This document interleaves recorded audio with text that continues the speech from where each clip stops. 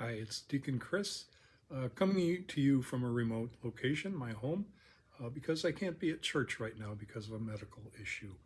Uh, and this kind of made me think about where can I look to the scriptures for words that encourage healing. So what I'm going to do is a short series, while I can't be at church for a short time, on finding healing in the scriptures.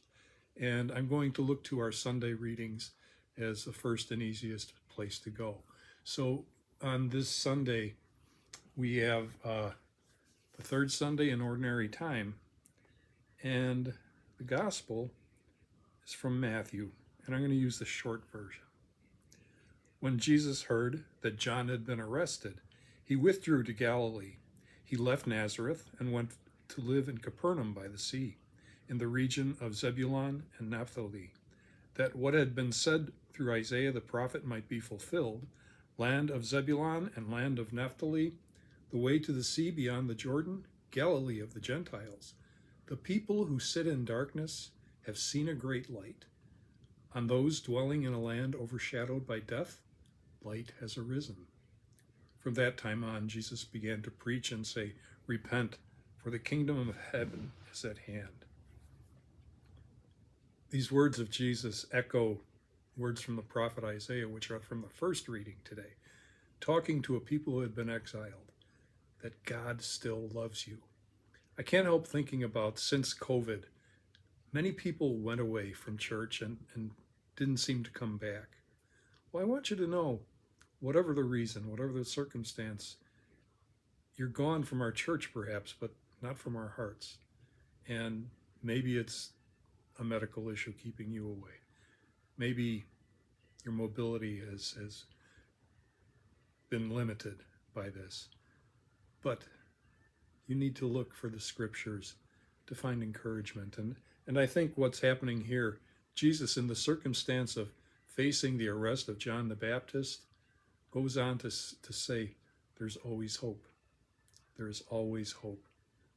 The people in darkness have seen a great light. Those dwelling in a land overshadowed by death, for them light has arisen. To me, these are words that encourage healing in this time where I have to be kind of away from the world and spend some time healing myself. So I'd like to just keep this short and encourage you to get in touch with me if you'd like to talk. You can find an email link through this YouTube. And I'd like to just close with a prayer, and I can't think of a better one to use than our psalm for this Sunday, January 22nd. The Lord is my light and my salvation. The Lord is my light and my salvation. Whom should I fear? The Lord is my life's refuge. Of whom should I be afraid? The Lord is my light and my salvation. One thing I ask of the Lord, this I seek, to dwell in the house of the Lord all the days of my life, that I may gaze on the loveliness of the Lord and contemplate his temple. The Lord is my light and my salvation. I believe that I shall see the bounty of the Lord in the land of the living. Wait for the Lord with courage. Be stout-hearted and wait for the Lord. The Lord is my light and my salvation.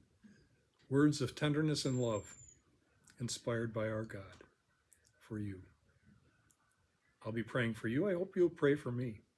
In the second installment of this series, for those that are curious, I can tell you what's going on with me. In the meantime, God bless you.